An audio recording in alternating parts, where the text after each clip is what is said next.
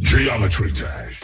If you've been on the internet recently, especially Twitter, you're likely well aware of the recent game-changing update for Geometry Dash. It introduced a new game mode and an entirely new game system, the platformer. The community has praised the update for its size, optimizations, and content. Although we're still in the very early days, there are already amazing new levels coming out each day that take advantage of these amazing new features. However, this game really should be dead. It's a mobile game from 2013. How on earth are people still playing it and creating new content, with no compensation by the way, every single day? The extensive level editor certainly helps, yes, but games are put out on Steam incredibly often with a huge array of tools for player creation, yet none of them seem to have the longevity that Geometry Dash has. If you don't know already, this is Geometry Dash. You can click to fly, jump, bounce, wave, whatever. There is tons of potential for interesting gameplay simply because of the variety of interactions.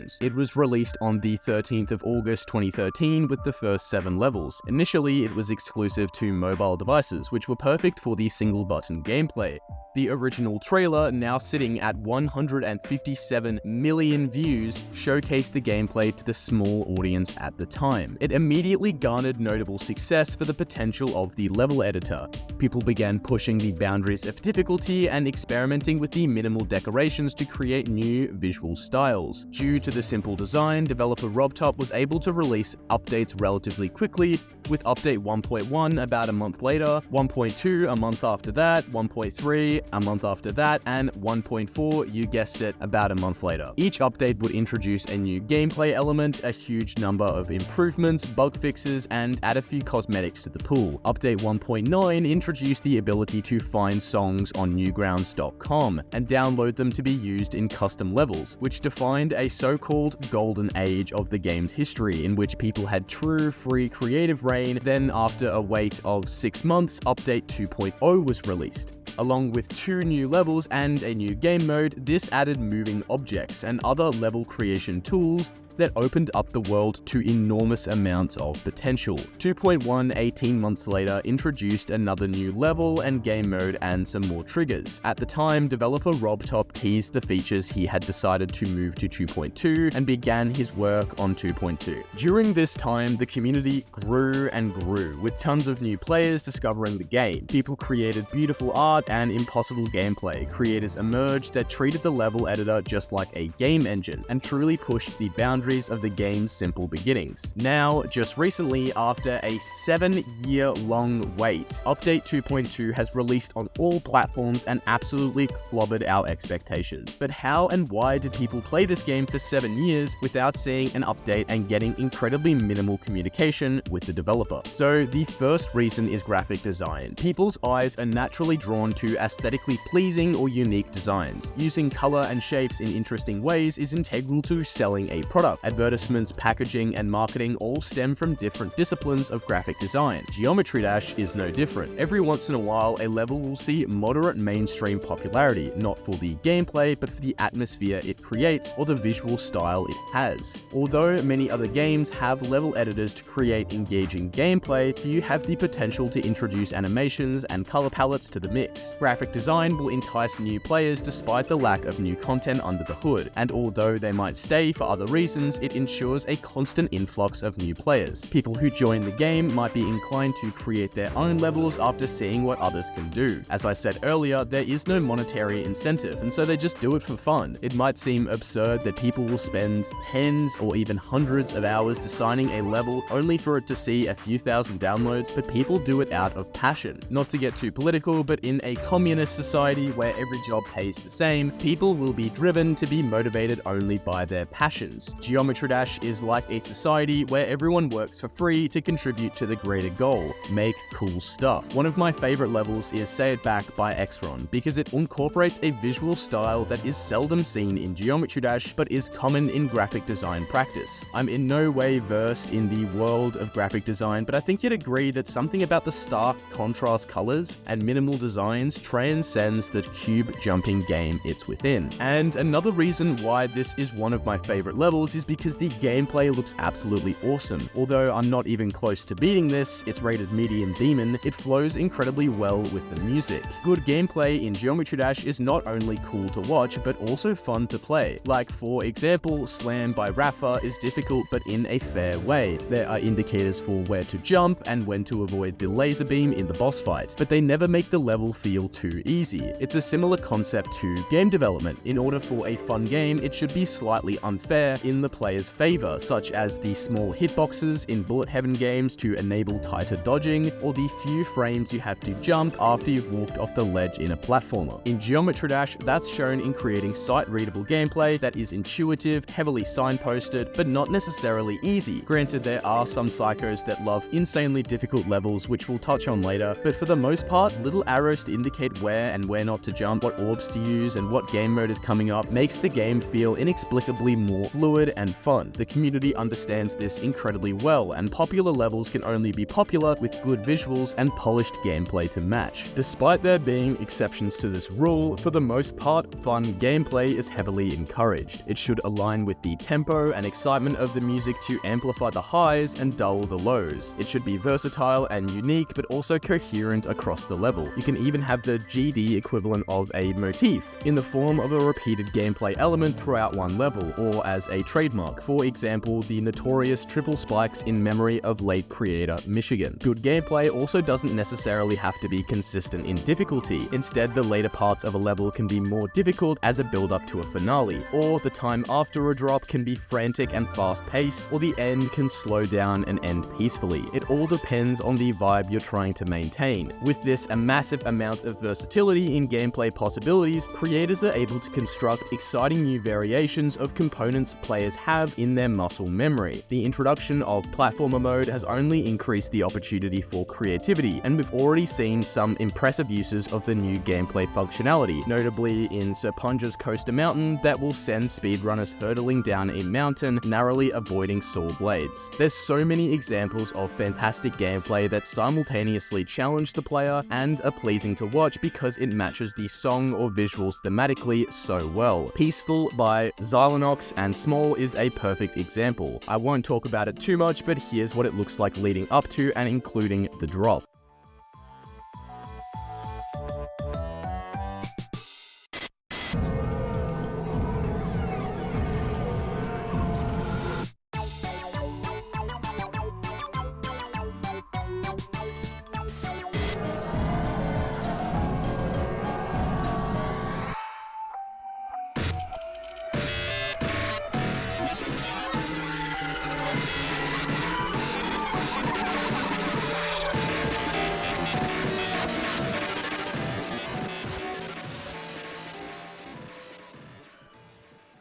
Execution of elevated difficulty to amplify the level's narrative. With gameplay, we often see rated levels with a difficulty of 5 or 6 stars. Here's the star rating system for those who are unfamiliar. But I'd say for myself that 4 to 6 stars is my ideal difficulty in being challenging without requiring an enormous investment of my time. However, as with any game, there are players who are incredibly good at it. Being able to click at precisely the right moment, literally frame perfect, is a skill that is idolized and praised within the community, and rightfully so. Since the game's beginning, people have continually pushed the skill ceiling higher and higher to make gameplay that is pretty much as close as you can get to impossible. Way back in update 1.3, RobTop introduced the demon difficulty for levels that managed to push the boundaries of what was possible in the game. The first level to be crowned a demon was aptly called Demon Park. At the time, this level inspired the demon rating, but now it is considered not only an easy demon, but one of the easiest demon levels. That title was soon taken by the Nightmare, and currently, in my opinion, is Sputnik's Brain Fudged, an implementation of a programming language that is absurdly easy for anyone with a couple of brain cells to rub together. Similarly, the title for the hardest demon was also soon taken from Demon Park. Player Lugia began documenting the hardest demon, which went on to inspire I. Frestenotch's list. For context on how the difficulty of demons has evolved, quote, "At the time of creation, the hardest demon was called Ice Carbon Diablo X by Roadbose. As harder and harder demons were released, Ice Carbon Diablo X went from the first spot to the 500. It's genuinely absurd how far players have managed to push the community and themselves to create levels that are impossible for 99% of the human population without spending thousands of hours practicing. Avernus by Pock Windfish is currently the hardest level in the game. Although many other platformer games have level editors, few have players dedicated enough to create and complete such difficult levels. The difficulty ceiling of Geometry Dash is ever increasing and will continue to invite new players to join the torture that is pushing their reflexes to the absolute limit. The longevity of the game is not down to the demon list, as it caters to a niche part of the community, but its notoriety within the game certainly adds to the value. Bloodbath by Riot, famous for its difficulty, has few victors, but is one of the most downloaded levels with 72 million downloads. The insane difficulty of the game adds to the culture, and at this point will likely be pushed indefinitely. But there's a problem with free creation. This wouldn't be a Progress Games deep dive without a caveat. Although it's not quite exploiting child labor like in Starbound, there is still a very big issue with the community that I have yet to see be addressed. Creating a level in Geometry Dash is an incredibly difficult and time-consuming process. Although a lot end up looking like animations, in reality they are constructed with many small pieces placed very exactly together to create the appearance of an object. They then go on to get upwards of 1 million downloads on the app itself. These hardworking creators are ensuring the ongoing longevity of the game, and are doing it purely inspired by their own passion. However, not only do they see no compensation from developer RobTop, but their creations are often showcased on YouTube channels with millions and millions of views, and as far as I'm aware, they do not see a single cent of the AdSense from that. It's difficult to estimate how much money a YouTuber would make from a 1 minute long video, but the closest video I have to that was how to launder money from Steam. This ended up getting 2.5 thousand views and made me about $4. It equated to $1.83 for a 4-minute video for every 1,000 views that had ads at the beginning and end. Pretty much the same as a Geometry Dash video, but I'd bet they have a better retention. Let's have a look at the past few videos by Nexus and their performance. It seems to range between 50 to 150,000 views, with a few outliers due to the release of 2.2. That's probably about $100 a video. Not a huge amount, but certainly not nothing. But I think the real issue I have is when it comes to the occasional viral success these creators see where they get millions of views. Nexus has many multi-million videos that probably earn him upwards of $1,000 a video and at least a couple of bucks each per day. That's an incredibly significant amount of money for Nexus to be earning, considering his contribution was incredibly minimal to the actual creation of the video. As far as I'm aware, Nexus and all of these other creators that quote-unquote showcase these creations have no compensation model to distribute any money to the creators. So there's two sides to this, right? There's what I believe these creators should see some fraction of the earnings that YouTubers generate through showcasing their levels. However, there's also the other side. It would admittedly be a logistical nightmare for YouTubers to have to chase up creators and organize some form of payment, especially if the video generates daily income. This would require at least one staff member to manage and route these finances for YouTubers. It's also worth being said that people are fully aware they won't get money for these videos. They're just happy to see people enjoy their levels. They might not know how much money they're missing out on, but at the same time, if they wanted to see some of it, they could just create their own channel and build a following in the very same way that these larger YouTubers have. In my opinion, these YouTubers are exploiting these smaller creators to an extent. Regardless of whether you want it or not, creators should certainly have an option to claim the funds that their levels generated if it reaches a certain threshold. It reminds me of the relationship I have with YouTubers who play roguelikes. My game BugTDX, Wishlist Fish TDX by the way, was covered by Alexa and Retromation about a month after its release. Alexa's video in particular saw a relatively large amount of success, currently sitting at about 70,000 views. Again, it's difficult to estimate how much money from that, but it's certainly a comfortable amount. If I was to guess, at least a couple of $100 if the RPM was good. But I would never ask for that money because although in terms of the creation of the video, I made a larger contribution than he did considering it took me about 4 months to make that game, his video routed viewers to my game. These viewers then converted to players and purchased the game, garnering me income that way. Even if his video received millions of views, which of course it wouldn't, development, but consider the hypothetical, I still wouldn't dare suggest to take any of that money, because chances are those millions of people considered and potentially bought the game as a result of that video. Similarly, in Geometry Dash, these millions of people have seen the YouTuber's video of a level and might download the level, but that doesn't put any money in the creator's pocket. It gives them a chance to springboard off that success, sure, but that's just not quite the same as money in their pocket. And it'd be a different situation if there was some compensation model put place in the game itself, which begs the question, should there be? Well, the reason platforms like YouTube and now Twitter can afford to provide monetary incentive to content creation is because they themselves have a constant and reliable source of income in the form of memberships and advertising. Geometry Dash, at least the Steam release, doesn't have either of those things. RobTop could introduce ads, but I doubt that'd go down well. He could also set up a Patreon and figure out a way to direct the income from that directly into creators' pockets, but that's a pretty tricky thing to set up in a fair and manageable way. It would require hiring staff and sorting out some way for creators to provide their bank account details, which would open the floodgates to a whole bunch of headaches like security concerns, international rates, taxes, and about a billion more things. In the perfect world, he'd set up a Patreon, but considering how long it took him to release 2.2, I doubt we'd see creator compensation before the sun incinerates the earth. I won't get much more into the numbers, as I'm sure I've lost most of you anyway, but I will say that there is an incredibly uneven distribution of wealth and time spent in the Geometry Dash community that is unlike most other game communities that I have ever seen. And so, if it's not dead yet, will it ever die? I think it can, but it would probably take a while. There's only so much content RobTop can add to the game before compromising how beginner-friendly it is. I think he could continue to release new levels without new mechanics and people would be into that, but without new gameplay or level creation content, the game could fizzle out. I'm not saying it will, however. RobTop has made it clear that there are more updates and features planned, and he remains active in the community by rating levels, sometimes over 30 a day. There's boundless potential in the game, and people will never run out of ideas for cool levels, and those cool levels will never not look cool as long as people continue innovating as they have for many years. The only way the game could die is if the developer makes a fatal decision in the development of the game or stops rating levels. 2.2 gave the community something to look forward to, and I'm sure as long as there's an update planned, people will continue playing in anticipation and discovering the game. And so the game hasn't died because people will simply never stop creating aesthetically pleasing, fun levels that push limits, whether that be mechanically or in difficulty. I praise RobTop for creating a game that's had such prominent longevity because that's certainly not easy to do.